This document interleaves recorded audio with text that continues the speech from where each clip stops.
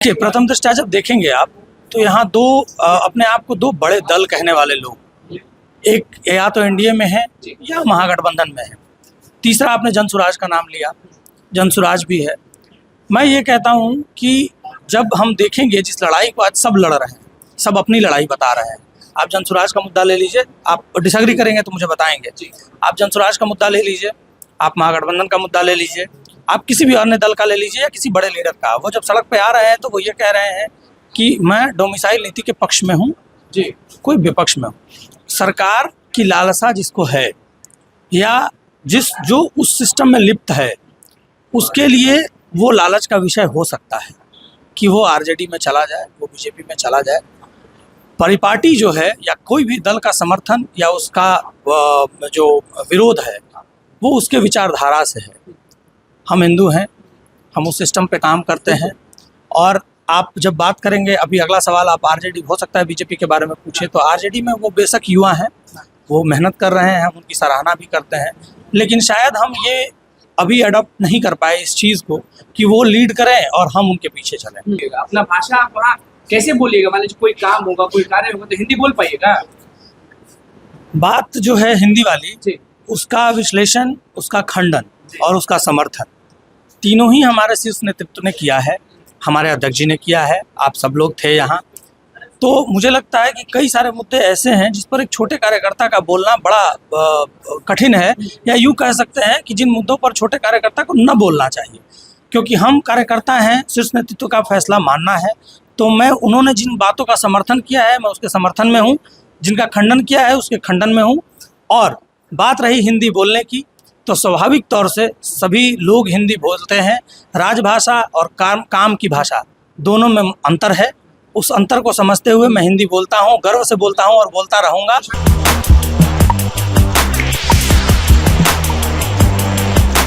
देखिए, नमस्कार, मैं हूं अनुकुल तिवारी और आप वॉइस हब देख रहे हैं। सुशांत सिंह शिवसेना ज्वाइन कर लिए हैं। सबसे पहला सवाल सबके दिमाग में यही आ रहा है, जब भी आप शिवसेना का पोस्टर लगा रहे थे, सब चीज़ कर रहे थे कि हम ज्वाइन करने वाले हैं शिवसेना, तो लोगों के दिमाग में आ रहा है कि आरजेडी क्यों नहीं, बीजेपी क्यों नहीं, जनसुराज क्यों नहीं, जेडीयू क्यों नहीं, क्यों शिवसेना? देखिए, अगर तो बहुत बहुत बधाई, बहुत धन्यवाद आपका और आपके सवाल के लिए भी और आपके समय के लिए भी।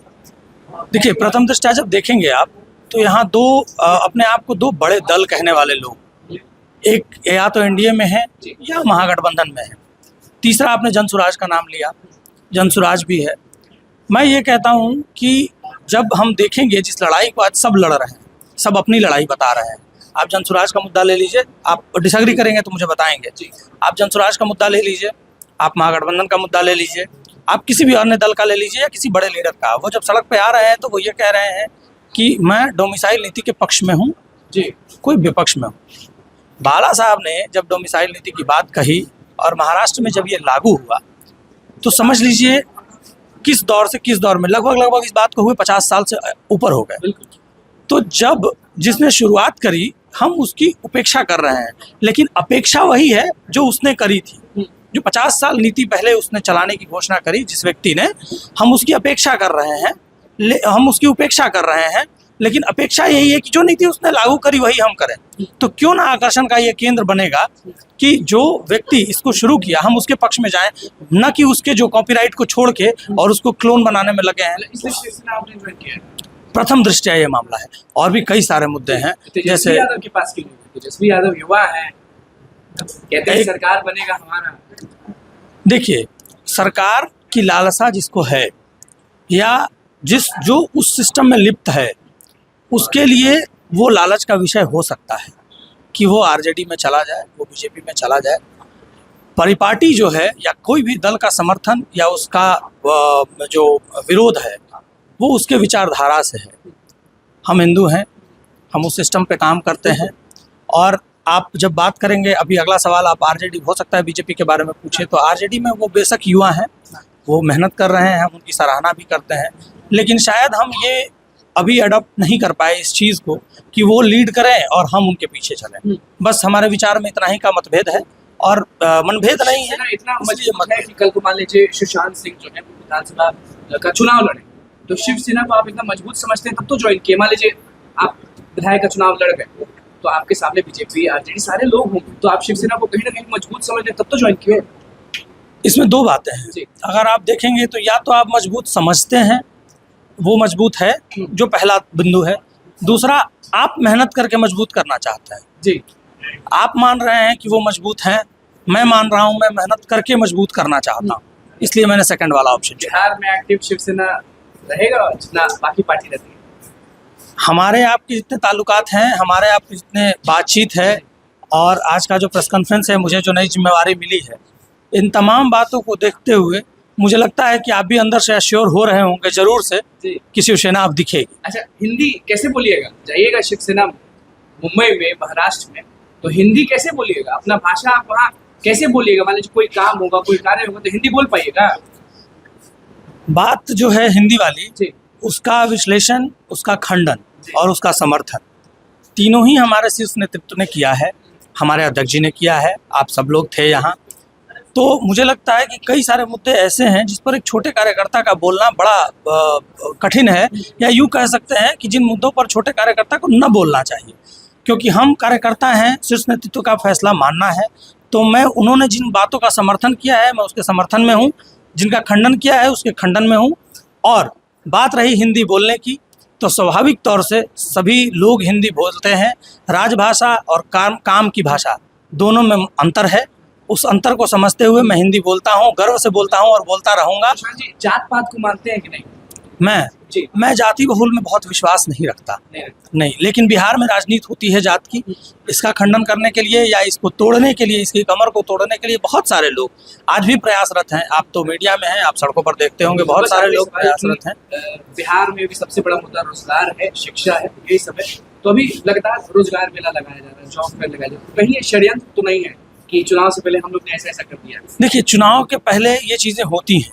चुनाव के पहले लोग को लुभाने के लिए ऐसी योजनाएं, ऐसी चीज़ों को लाया जाता है जिसमें वो लाभान्वित हो या ना हो, आकर्षित जरूर हो। ठीक है, तो ये चीज़ें अभी जो चल रही हैं वो बहुत सारे रोजगारों, बहुत सारे युवाओं को रोजगार मिल भी रहा है, लेकिन उससे ज़्यादा बहुत सारा ये आकर्षण का केंद्र है। बिल्कुल, तो ठीक है, इनसे भी रहेगा। आपसे पूछते हैं कि सुशांत जी से हमने बस यही पूछा कि हिंदी कैसे बोलिएगा, तो आप बताएंगे हिंदी कैसे बोलेंगे? यहाँ चलिए शिवसेना एक्टिव हो जाएगी बिहार में आप लोग हिंदी बोल लीजिएगा, रोजगार की बात कर लीजिएगा, बाकी पार्टियों को सुना लीजिएगा, लेकिन उधर जाइएगा जब कार्यकर्ता बन के या फिर बड़े नेता बनकर, तो वहाँ तो हिंदी बोलना होता है, वहाँ कैसे आप क्या बोलिएगा? नहीं, आपको भी वही किया जाएगा जो बाकी लोग को किया जाता है, बताइए अगर गलत। नहीं, आपका प्रश्न गलत है। हाँ, अगर हमें बिहार में रहना है तो शिवसेना ने स्पष्ट किया है कि आप जिस प्रदेश में रहते हैं उस प्रदेश की मातृभाषा को सम्मान करना चाहिए। बिहार में अनेकों बार, दर्जनों बार संजय राउत जी जो हमारे सांसद हैं और मुख्य प्रवक्ता हैं, दर्जनों बार बिहार में, पटना में मीडिया से बात की। उन्होंने जब भी बात की, इस तरह का प्रश्न पूछा जाता था, उन्होंने कहा मैं बिहार में हूँ, यहाँ की मातृभाषा हिंदी है, मैं हिंदी में बात कर रहा हूँ। तो जिस प्रदेश की मातृभाषा, अगर मैं महाराष्ट्र में जाता हूं तो मुझे हिंदी बोलने पर कोई रोक नहीं सकता, कोई रोक नहीं है। शिवसेना ने स्पष्ट कहा है कि शिवसेना का मुख्य पत्र सामना, दोपहर का सामना जो हिंदी में है, फिर हिंदी का विरोधी कैसे है? जो लोग विरोध कर रहे हैं, जो उस तरह की हिंसक कार्रवाइयां चल रही है, ये षड्यंत्र है महाराष्ट्र को और शिवसेना को बदनाम करने के लिए। इस पर सरकार को कार्रवाई करनी चाहिए। जो प्रश्न आप हमसे पूछ रहे हैं, ये प्रश्न आपको भारतीय जनता पार्टी से पूछना चाहिए कि उनके सरकार में इस तरह की गुंडागर्दी क्यों हो रही है? ये कौन गुंडागर्दी करने वाले लोग हैं? शिवसेना बिल्कुल, अगर किसी नहीं, आपने गलत, आप जो प्रश्न बोल रहे हैं वो मेरे मुंह का प्रश्न नहीं है। भारतीय जनता पार्टी के सरकार में अगर इस तरह की घटनाएं घट रही है तो इसे रोकना भारतीय जनता पार्टी को है।